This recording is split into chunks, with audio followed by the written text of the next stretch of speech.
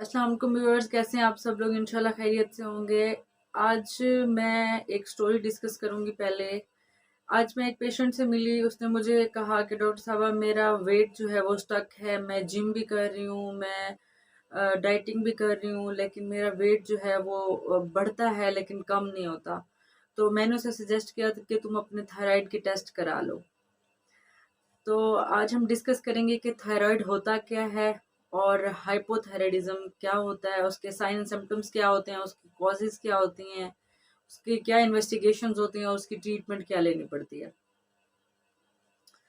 Hypothyroidism जो है वो थायराइड की एक बीमारी है जिसमें थायराइड हार्मोन कम बनता है। अब थायराइड हार्मोन क्या होता है? थायराइड हार्मोन एक केमिकल समझ लो, या एक ऐसा छोटा सा मवाद है जो हमारे थायराइड ग्लैंड के अंदर बनता है। थायराइड ग्लैंड जो है वो हमारे सांस की नाली के सामने गर्दन पे होता है।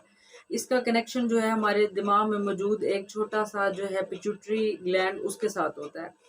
अब पिट्यूटरी ग्लैंड से जो है वो टीएसएच निकलता है और थायराइड हार्मोन पे एक्ट करता है, और थायराइड हार्मोन से T3 T4 बन के निकलते हैं। T3 T4 का हमारी ज़िंदगी में बहुत ही इंपॉर्टेंट रोल है कि इसने हमारी बॉडी में ग्रोथ और डेवलपमेंट को कंट्रोल करना होता है, और प्रेगनेंसी के दौरान जो है वो फीटल ग्रोथ के लिए भी बहुत इंपॉर्टेंट होता है।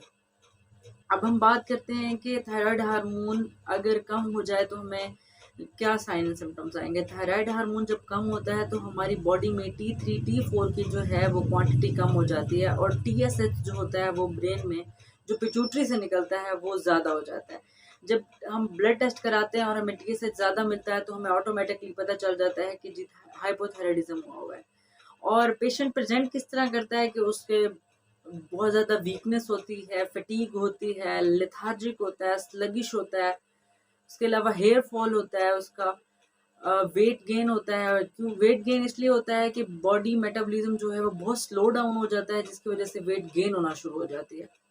और क्या होता है, एपिटाइट उसकी कम हो जाती है, भूख बहुत ज़्यादा कम लगती है, जिसकी वजह से क्या होता है, ये होता क्यों है कि मेटाबॉलिज्म जो है वो बहुत ज़्यादा स्लो हो जाता है। इसके अलावा क्या होता है, ब्रेथलेसनेस होना शुरू हो जाती है, ड्राइनेस होना शुरू हो जाती है, जीआईटी पे इफेक्ट करता है जिससे कॉन्स्टिपेशन और हार्ड स्टूल्स होना शुरू हो जाते हैं। सबसे इम्पोर्टेंट बात यह है कि बहुत स्लीपी हो जाता है, इतनी नींद आती है कि डे ड्रीमिंग स्टार्ट हो जाती है। इसके अलावा जो लड़कियों में अमूमन जो है बहुत इम्पॉर्टेंट बात यह है कि उन्हें पीरियड्स प्रॉब्लम होना शुरू होते हैं, पीरियड्स इरेगुलरिटीज आ जाती हैं, इतने ज़्यादा पीरियड्स आना शुरू हो जाते हैं कि उनका ड्यूरेशन भी बढ़ जाता है, उनकी फ्रीक्वेंसी भी बढ़ जाती है। और इसके अलावा हम बात करें कि हम इसकी इन्वेस्टिगेशन के लिए क्या करते हैं। हम इन्वेस्टिगेशन के लिए T3 T4 और TSH जो है वो चेक कराते हैं। TSH की लिमिट होती है 0.5 से 5।